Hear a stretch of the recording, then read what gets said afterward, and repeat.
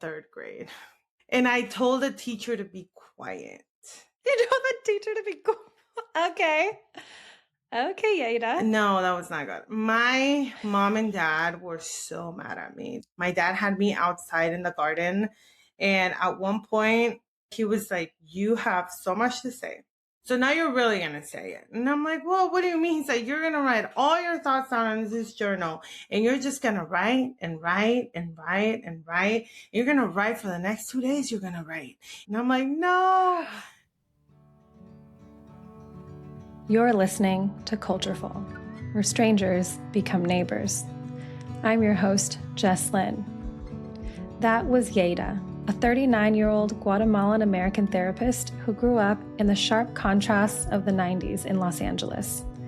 In this two-part conversation, we explore her willful youth, moving through her eyes from the coast of Redondo Beach to the streets of Inglewood. We see the creative ways her parents balanced letting her outspokenness flourish while grounding her in boundaries and respect for others. Then, a massive plot twist in her life when her parents decide to move the family to a coffee farm in rural Guatemala. This is a story of the power of place, the impact that communities and family have in shaping us, and how pivotal choices can change our entire trajectory, including our relationship to our identity and culture. As always, the video version is on YouTube. Here is part 1 of my conversation with Yeira. Hey, Yeira. Hi, thank you for having me. I really appreciate that. Yeah, welcome to the show. Thanks for being here. It's a pleasure.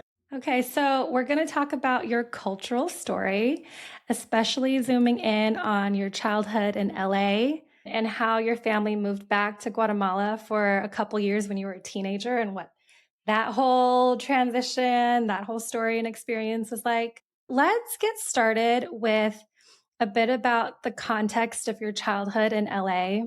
Set the scene for us. What was the family and community context you were born into? Yeah. So I am Guatemalan. I'm first generation Guatemalan. So I was born in Redondo Beach. It was a good time. I grew up there, lived there till I was 9 years old. And it was a really, really cute little neighborhood. I grew up right across the street from the pier, Redondo Beach Pier. Wow. My neighborhood actually got destroyed as a consequence of gentrification. In the 1990s, Redondo Beach was the heart of the aerospace capital of the world. Huge companies like TRW, which is now Northrop Grumman, and Boeing employed thousands of highly paid engineers. This concentration of high-tech jobs created an economic bubble that kept home prices and rent much higher than in the rest of Los Angeles. However, when the Cold War ended, the aerospace industry began to shrink, and the area hit a tough recession. Even as jobs were cut, the cost of living stayed out of reach for many. People who served the community, like teachers, firefighters, and grocery workers, were priced out because their wages couldn't keep up with the high cost of coastal housing. This turned the beach into an exclusive enclave, forcing families who didn't have high-tech salaries to move inland to find a place they could afford. It got bought out, and they built these huge condo buildings in front of where my house used to be. So then we got kicked out and ended up in Inglewood. I was there for the remainder of the time that I lived in California, which was up until I was 14 years old, I believe. Inglewood was interesting. It was definitely a very different cultural dynamic than where I had lived prior to that. Redondo Beach was very calm, very non-eventful. It was mainly kind of like a older community that lived there. So there weren't a lot of kids. So in Inglewood, it was complete opposite. It was definitely a lot more eventful. Okay, before we get into the, eventful asterisk, I love that you're making the eventful, bling bling eyes at me. Tell me a little bit about your family. Yeah. So, like I said, I'm Guatemalan first generation. My parents are very Guatemalan. What does that mean? So, you know how some people's parents speak English and they kind of like, I don't know, appropriated to American culture? Mine did not. Or Mine like assimilated? assimilated, appropriated, whatever word you want to use. That's true, Mine, yeah. mine did not do that. So what does that look like for me? That means that my parents we would go to the swap meets or like the farms or, wherever. And my mom would like buy chickens and my chickens like, she would have like a chicken coop and we would eat the chickens from the chicken coop and like that kind of assimilation that never happened. Well, normal people kind of, or I don't want to say use the word normal, but Yeah. American individuals might have grown up just going to the grocery store and picking up chicken meat, you know? Right. So, and that's what I mean by that. It just simply means that my family did not assimilate to American culture very quickly. Didn't really learn English. Didn't really take on pieces of American culture that maybe some of my classmates had. I didn't have. Still was raised in a very conservative, heteronormative type of classical family dynamics. I do come from a two-parent household. I grew up as an only child. However, I did have a lot of cousins. So even though I grew up as an only child, I kind of wasn't because there were so many of us. And my cousins were my neighbors. So we would just hang out. Oh, they were like around. Oh, God. Yeah, they were around all the time. So they had a lot of family as community, and they had like other folks as community that they made community with. Who all was in their community, in y'all's community? So my community was pretty tight, I would say. So it was me, my cousins, my uncles, my aunts. We all lived around the same neighborhood, and then everyone in my block. We would all get along. I lived in a really, really fun block. It was a bunch of kids. So we would gather together and just play outside. We would play football. We would play street hockey. It was a lot of street hockey. Lots of street hockey. Were you good? I say I was decent. I was pretty decent at street hockey. We also would skateboard and rollerblade, and I wasn't really good at skateboarding. We would luge, which was really cool. Luge? Yeah, you know, like the longboard, and you just kind of lay down and you go down the hills. It was a little scary, but at the time, did you use any like pads, or you just would like go for it? Oh no pads. I have scars to prove it. No pads. Obviously, our parents did not approve of any of this. And you know, I grew up in the 90s in LA, which also means that we all grew up with the rule of you need to come home by the street lights. So if the street lights are on, you need to be home. So as long all summer long, we would just be outside. Like just outside, like climbing trees, even though there weren't many. But there were some in our neighborhood or like in the park, and we would just all gather around. I had it was definitely a great childhood, mainly outside. Were you at the beach a lot if you were just so close to the pier? Oh, when I lived in Redondo Beach? Oh yeah, I was at the beach every day. The beach was kind of like a part of my just everyday kind of routine. I would go to the pier and I would sit there and I would watch birds and I would do my homework. I would lay on the sand with no towel, just be sandy all the time. Did the other like aunts and uncles and like the neighbors in your community, like did they kind of live a similar lifestyle to your parents? I guess yes and no. So my dad was a painter, like a house painter, not like an artist painter, So my dad worked in like remodeling and used to paint houses and sheetrock and stuff like that. And sometimes he would do landscaping. Eventually he like transitioned into full on landscaping because he loves to be outside with plants and stuff. But at the time, he was just a painter. So my mom was a stay-at-home mom.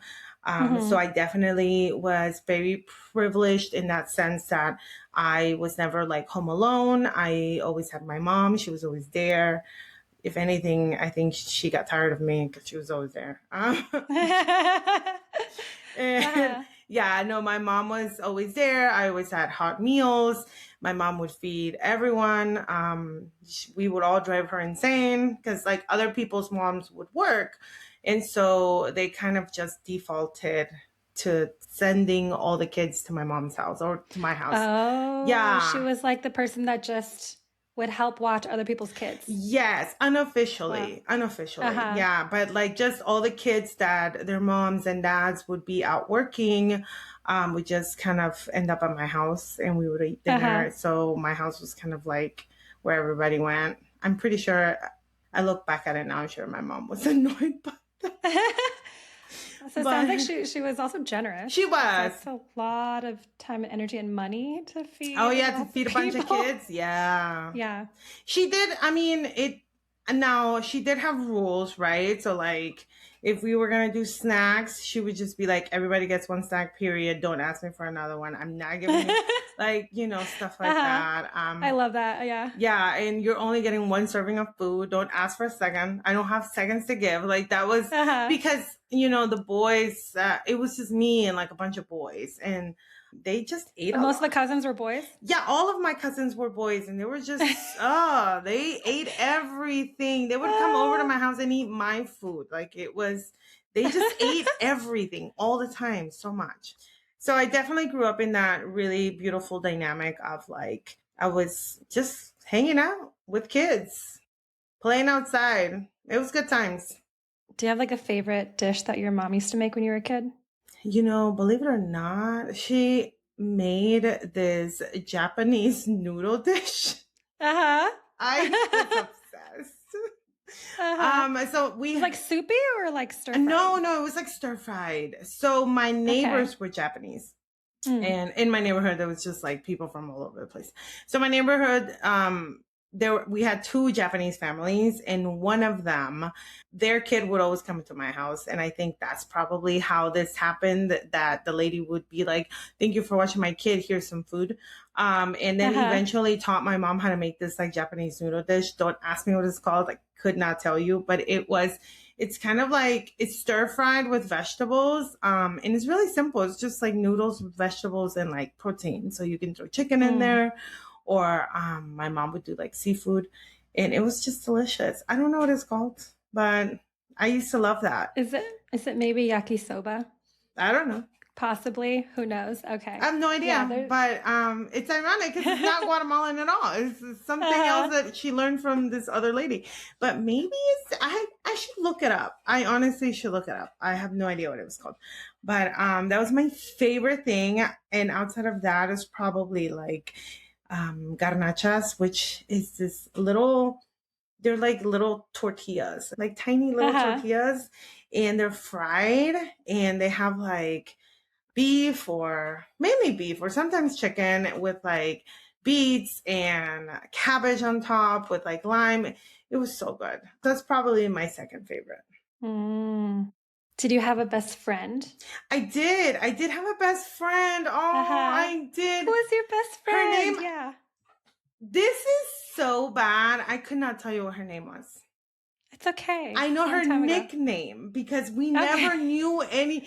I think about it now and I'm like, how did we go my whole childhood and no one knew each other's like real names except for mine. Mine was always like my name. I never had a nickname, but her nickname was Nena, and wherever she is, I hope she's well.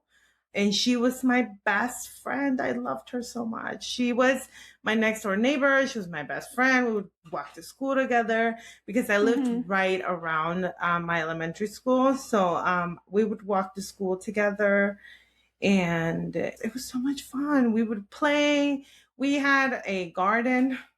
My dad built us like a little... What are they called? Like gardening beds, I guess? Like little spot for you to like garden. And we like attempted to grow like tomatoes, cucumbers. Didn't work out. But we had a good time playing in the dirt. She was my homie. Is she also Guatemalan? No, she was Mexican. Okay, so that brings me to, a question I wanted to ask.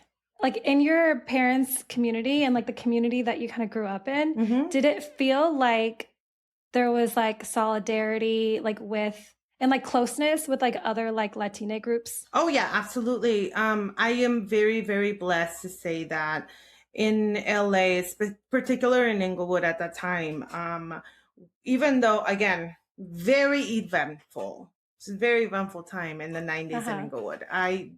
I don't recommend. However, outside of the things that were outside of our control that we couldn't control, right? I would say that we had a great, great community. My family was really close with other families in the neighborhood. And in the neighborhood, we had literally everything you can think of. So, like I said, we had two Japanese families in there. We had a ton of other Guatemalan families, a ton of other Mexican families, a couple Salvadorian. There were my Ethiopian neighbors. Oh man, I miss their food. It was so good too. I had Ethiopian neighbors that lived right across the street from me in Inglewood. Mm-hmm. And then everyone else was Black. And we just had a great time. I'm very blessed to say that I grew up with kind of like in a melting pot of different cultures. So I was very, very much exposed to all sorts of really, really different everything at a young age. And that includes language, religion, foods, games, all the things. Was your household religious? No, I grew up atheist actually. Your Yeah. parents are they raised you atheist? Yeah. Yeah. That part doesn't sound that like conservatively traditional Guatemalan to me. I guess, right? No, I Is grew it common? No, now that I look back as a 39-year-old woman, I look back at it and I do realize that that was not traditional because most Guatemalan people do belong to the Christian faith and oftentimes like Pentecostal particularly. But no, I was raised atheist. So what that simply meant was that there was no emphasis in a higher power or any kind of dogmatic religious belief or structure. My parents were very intentional when it came to like defining ethics and morals outside of religion. Everything that I am and everything who I am is very much a beautiful result of my parents and their upbringing. And so I know it's really not traditional, but I feel like I'm a great person. So I think you're a great person too, from what I've seen. Thank you. But yeah. Okay, so what are the values that they kind of raised you with? Definitely there was like multiple pillars, right? So the pillar of respect was really big in my household. Respecting people, definitely teaching the sentiment of right and wrong from the sentiment of hurting others versus not. My parents did a lot of preaching about the idea of morality, of what that meant for you in your life. So anything from behaviors that were inappropriate, such as like touching others without their permission, not acceptable. Definitely when it came to speaking your voice, that was something I heard all the time was use your voice, use your voice, use your voice. I was definitely raised in a family of like, you have a voice, you can use it. So I definitely was encouraged to create my own narratives at a young age. Now that I'm saying all this out loud, I do realize none of this is traditional compared to. Now that I realize it, I'm like, oh, I guess I wasn't raised traditional. So, like, what's like a situation where like that value would come up, like use your voice? So, well, you didn't really have to tell me that because I naturally was just like a very outspoken child. So I think my parents just realized that I was an outspoken person at a very young age. And they kind of just, instead of trying to tear me down, they kind of were like, you need to have parameters. So I had a lot of parameters that was age appropriate type. So there was a lot of conversation of like, when two adults are speaking, ask yourself, Are they talking about me or is it about me? If the answer is no, it's none of your business. And it really came down to, and as years came by, so like what was appropriate conversation at the age of 5 kind of shifted when I was like 12 or 13, and my parents would allow me to be a little more vocal about opinions and things like that. But it was very much the golden rule was like, are they talking about you? Is it about you? No, then none of your business.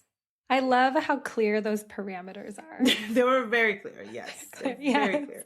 And my parents were really, really big in respecting your elders and not interrupting adults.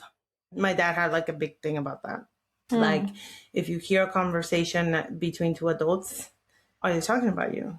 Is it about you? No? Then why are you there? Not even, don't say anything, but why are you even there? Why are you there? That was my dad's, like, it was, what are you doing? Why are you there? And he meant that too. And I never got whooped or anything like that, but I would get like in trouble in other ways. Let's say that I was considered disrespectful. Then I would obviously get all sorts of fun chores to do. Oh, it was like a chore, like you have to do a labor. Yeah, but it wasn't like fun. Like there was chores that I had to do, period. But then it was like, if you do anything that is inappropriate, then not only are you going to do your regular chores, but also there will be some crazy thing you're going to have to do. Like, for example, I think I remember I like talked back to one of my teachers and I got like a really bad note. This is like elementary school or middle school? No, this was elementary school. I was like in 3rd grade. And I told the teacher to be quiet. You told the teacher to be quiet? Okay. Okay, Yeira. No, that was not good. My mom and dad were so mad at me. They were like, what is wrong with you? And so for the rest of that weekend, so that happened on Friday, Saturday and Sunday, I didn't get to do anything. I didn't get to go anywhere. My dad had me outside in the garden. And at one point he was like, you have so much to say. So now you're really going to say it. And I'm like, well, what do you mean? He's like, you're going to write all your thoughts down in this journal and you're just going to write and write and write and write. You're going to write for the next 2 days. You're going to write. And if you stop writing, I'm going to whoop you. And I'm like, no. So he's like, you write down all your thoughts because you have so much to say. Oh, he really took things to the, Oh no, that was like, you like doing this thing, just then do a bunch of it. Yeah, my dad was like, he was very creative. I was going to say, that's kind of a creative punishment. Yeah. I think my parents did a great job trying to like get to know me as a person, and they would definitely punish me accordingly. So my punishments were never like other people's. Like I would hear my friends talk about like, oh, I got in trouble and I got grounded. I didn't know what grounded was.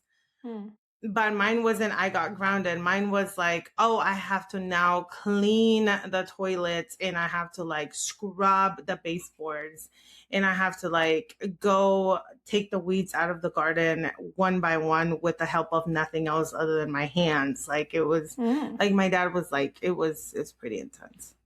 It was all very tailored to you. Yeah, I would have much rather gotten a whooping, like so much. Or be grounded. Just be grounded. Lock me up in my room. No. Well, he knew you too well. He knew that would have been too easy. No, because I would have entertained myself as an only child. Yeah. And they knew that, so they would never. Like my mom and dad would never give me that as a punishment. But yeah, that's good times though. After the break, Yeira moves to Inglewood and still gets to play outside, but it feels very different. Cultureful is 100% independent, and we rely on listeners like you to keep these stories of representation coming. If you see yourself in any of these reflections or just love getting to know a neighbor from a different culture, please consider joining Cultureful supporters at the link in the show notes. And now back to my conversation with Yeira. You've been like hinting at Inglewood, that things were eventful. Oh, yeah. Yeah, tell me. Well, my neighborhood, there was a lot of gang stuff.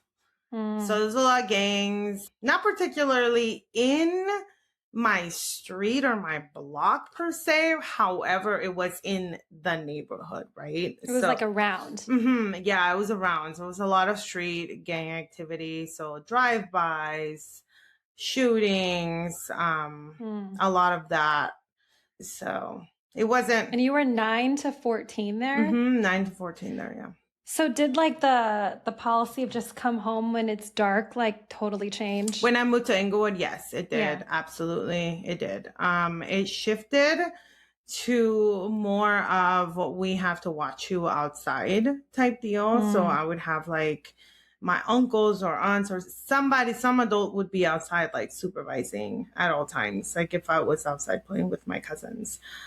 So it did shift and it really, you can notice it and it really sucked, right? Because it felt like my freedom had been taken away to some degree, but it was for the sakes of like safety. And I did witness some really terrible things, unfortunately, while living there, which is why we ultimately moved, because the neighborhood just got really bad. In the 1990s, Inglewood was a city of deep contradictions. It was a proud stronghold for Black and Latino middle-class families who had moved there for home ownership and a sense of community. However, this was also the height of the gang era in Los Angeles. Neighborhoods in Inglewood were carved into territories by different sets of the Bloods and Crips, and the threat of violence was a daily reality that parents had to navigate to keep their children safe. While the community was tight-knit, it was also facing a major change. After the 1992 LA uprising, many businesses left the area, leading to a period of disinvestment. At the same time, because Inglewood sat so close to the expensive beach cities and the airport, it soon became a target for urban revitalization. By the late 90s, the very families who had stayed to protect the neighborhood's culture began to face a new threat: rising property taxes and rents that would eventually price them out of their own community. So Inglewood until you're 14. So like, I feel like play kind of starts to change like in middle school and like you're like a preteen and stuff like that. So like, how did you spend your after school time like when you were in middle school? Well, I was still outside. It just, and I want to be clear, although of course eventful things happen, it never stopped me from like living a childhood, right? So I still was outside. It was just more intentional as opposed to just my parents kind of like letting me free roam the city of LA. It was a little more contained. So we would go to the park, right? And I could just play at the park, or we would go to the beach, and it was just kind of, it just had stricter parameters as opposed to like roaming free. So in this like period in LA when you lived in Redondo Beach and then you lived in Inglewood, your parents are kind of maintaining a lot of their Guatemalan practices and culture. How was that for you? Did you have any like culture clash with them from kind of going to school like in the US and growing up in LA? Yeah, I would say so. Absolutely. I think there was a lot of culture clash, particularly in the sentiment of, I feel like I was definitely more attuned. The shift in culture made me become hyper aware of different scenarios because of it, if that makes sense. So what that looks like. Tell me more. So what that looks like is, because my parents couldn't speak English at a very young age, I had to translate. So I had to learn, like I learned how to write a check or a money order way younger than most people do. I learned how to pay a bill way younger than most people did. I learned how the world of adults kind of works way younger than I ever should have, because my parents couldn't speak the language. It kind of felt, it defaulted onto me, and me becoming kind of like their personal assistant in a lot of ways. And it wasn't coming from a space of like they were mean and they were trying to, it's just necessity. It was right? Out of necessity. That was just what it was. Like they didn't know the language and I did. So therefore, hey, Yeira, can you help me do this? Can you figure? And if I didn't know the answer, then I would kind of figure it out. Mm. And it did shift a lot of my perspectives when it came to like school and my other classmates who maybe had no idea that they didn't have any kind of real responsibilities. And I might have, because again, if they didn't speak the language or had any idea how the systems here work, then it was kind of like up to me to figure it out. How do you figure that stuff out when you're a kid and it's like before Google and before some of these things? Did you like ask another adult or like? Yep. I read a lot and I asked a lot of questions and I asked a lot of adults, and I would ask my teachers, or I would go and I would ask a neighbor's mom or somebody. And I was resourceful. I don't know. Somehow I figured it out. Yeah. That sounds very resourceful. And like, because I've heard this, from some of my other guests too. And I guess I'm wondering, like, there's an age when like a kid can start doing that, like just cognitive development wise. But then before that, like who did they lean on before you were old enough to help them with this stuff? I have no idea. I cannot answer that question. I don't know. Yeah, I'm so curious. Okay. And then my other like question about culture is like, so you grew up around, kind of a lot of different cultures, right? I guess to you as a kid, what did you consider to be like Guatemalan versus something that was like common to like other cultures?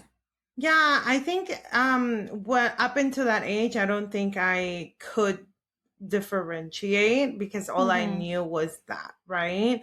I think the Guatemalan piece didn't really come into play until I moved to Guatemala and I lived there, and I kind of learned what the differences were. I wouldn't be able to say that at that age, while still in California, I could really identify or have a clear parameter as to what that meant, because I didn't. It just was what everyone else did was kind of what I did, I guess, Because you said like your best friend Nena, was it Nena? Yeah, that was her nickname. Her background was Mexican, right? Did you notice any like cultural differences? No, us and Mexicans don't really have a big cultural differences. Like there might be some like small little things here and there, maybe like there's difference in the language piece. Like our accents are significantly different. We enunciate things differently than they kind of going back to the accent thing. But for the most part, Mexican culture is not much. There's not a big difference there for us because we're neighbors. The same thing with like the rest of Central America. I don't really find many differences with other cultures in Central America, especially like if you're from El Salvador or Honduras, like we're going to have like a lot more similarities than we're going to have differences. I guess the differences would more be so with like my Ethiopian neighbors. Like that was significantly different than us, because they spoke a whole different language and they did things very differently than we did. And they ate different food than we did. So that would probably be a bigger like difference. Part of like I guess like where my questions are coming from about like the Latinx or Latina like experience is partially because like as like an Asian American, I'm Taiwanese American, and like, I grew up around a lot of other Asian Americans in LA, a lot of Korean Americans, Chinese Americans, and like Filipino Americans. Because the languages were different, there wasn't like really, I feel like the parents and like the communities like just really didn't overlap very much. The social landscape of Southern California is often defined by the ethnoburb, well-off areas like Fullerton, Garden Grove, and Irvine. Unlike the high-density neighborhoods of 1990s Inglewood, where smaller lots and shared porches encouraged different groups to interact, the suburbs are built for privacy. The garage-to-living room design and large lot sizes create physical distance, making it easier for families to retreat into private ethnic silos. Because these communities have a high concentration of specific cultures, a vertical infrastructure emerges. A Chinese parent or a Korean neighbor can visit doctors, grocery stores, and banks all within their native language. This language comfort and shared heritage, centered around private spaces like Saturday schools, removes the functional need to socialize across ethnic lines. This isn't about being rude. It's a culture of the polite wave, where wealth and suburban sprawl allow families to live side by side, but in separate social universes. So we were all just kind of like, we're all kind of just like next to each other. And like, I think like the, kids in school, like, we would all be friends, whatever. But then our parents' generations would kind of like, because there was so much cultural difference, even though, in Asia, like the countries are neighbors, but there's so much language and cultural and whatever. But I think a lot of that is because of language. No, not in my neighborhood. Not in my block, at least. I don't know. I cannot speak for other people in their blocks. I have no idea. But my block, no. The grown-ups spoke all sorts of different languages, but everybody still hung out. Like they might have not hung out particularly with each other alone, but we all were outside. If somebody if somebody cooked, they would like share food with the rest of us. Like it was very much a very communal type relationship, which I appreciate.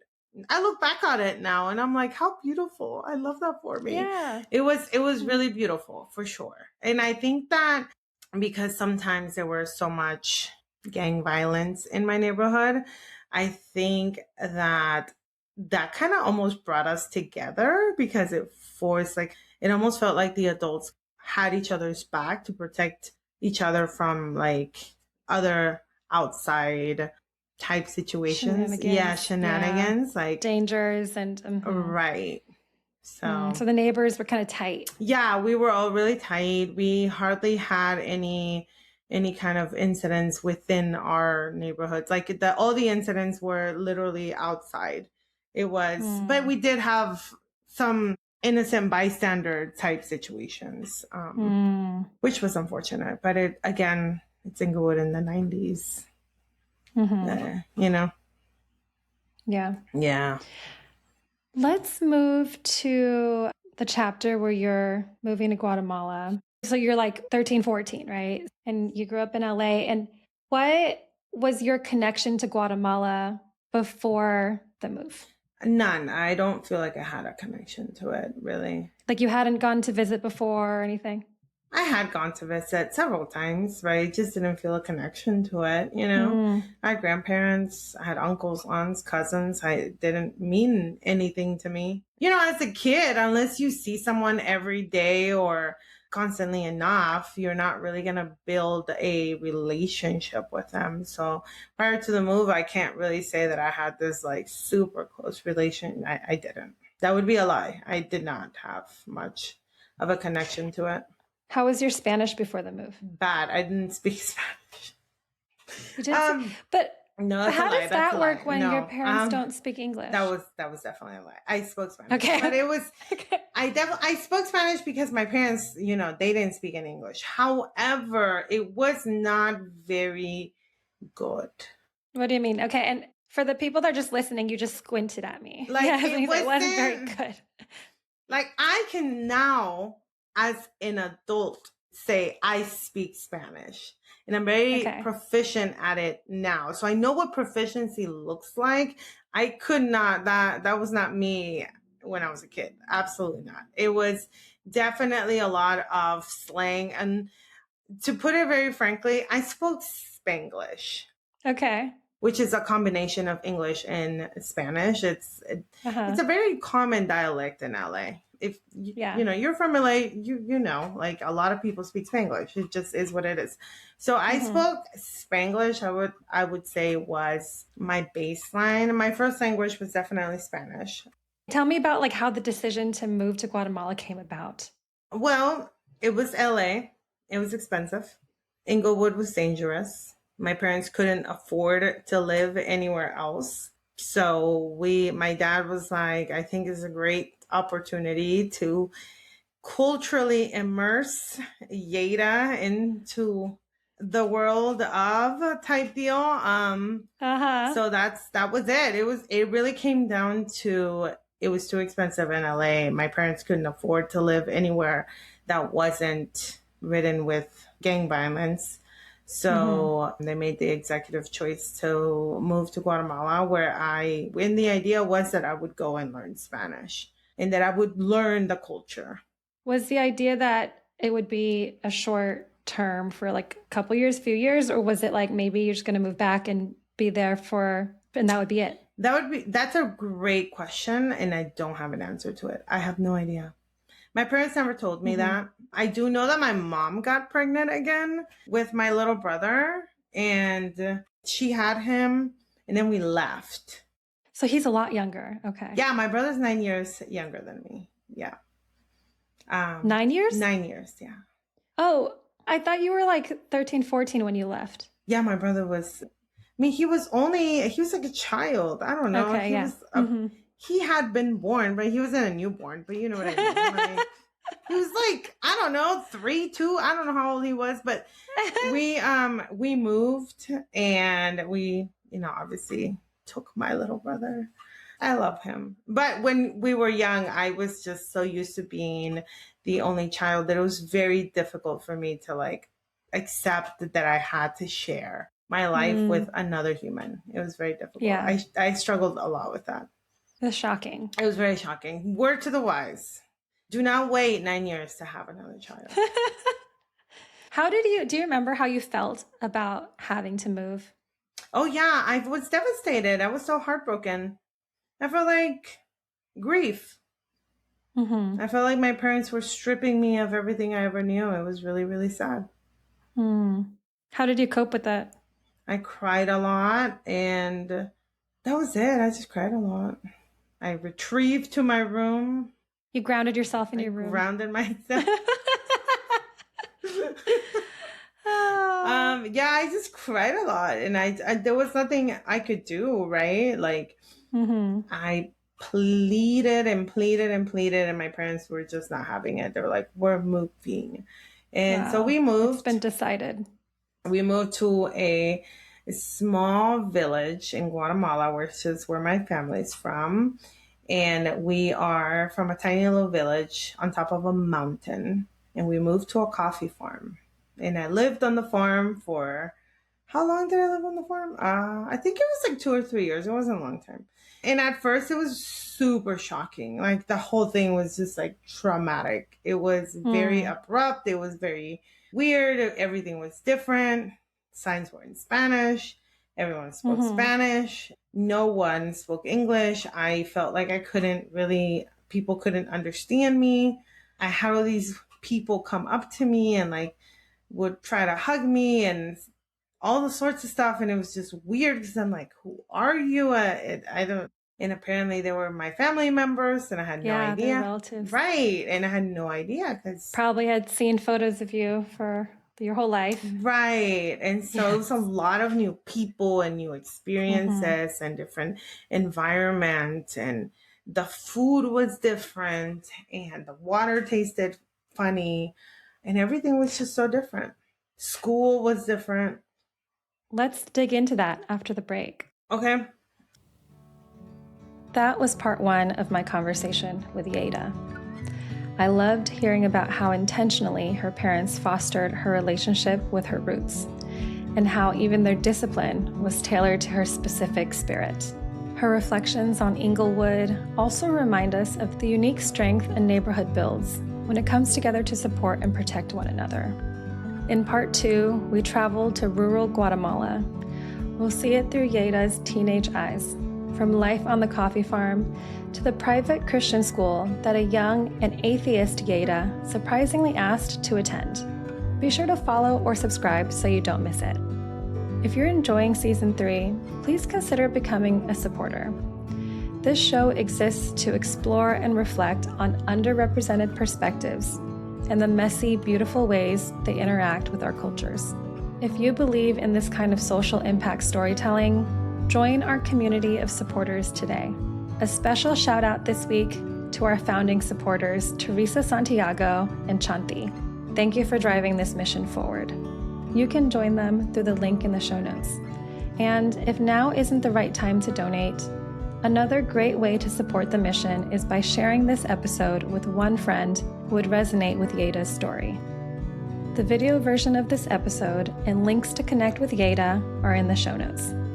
This episode was produced and edited by me, with executive production support from Ruben Nana Ruben. Thank you for listening. I'm Jess Lynn. Take care of yourself and your neighbors, and I'll see you soon.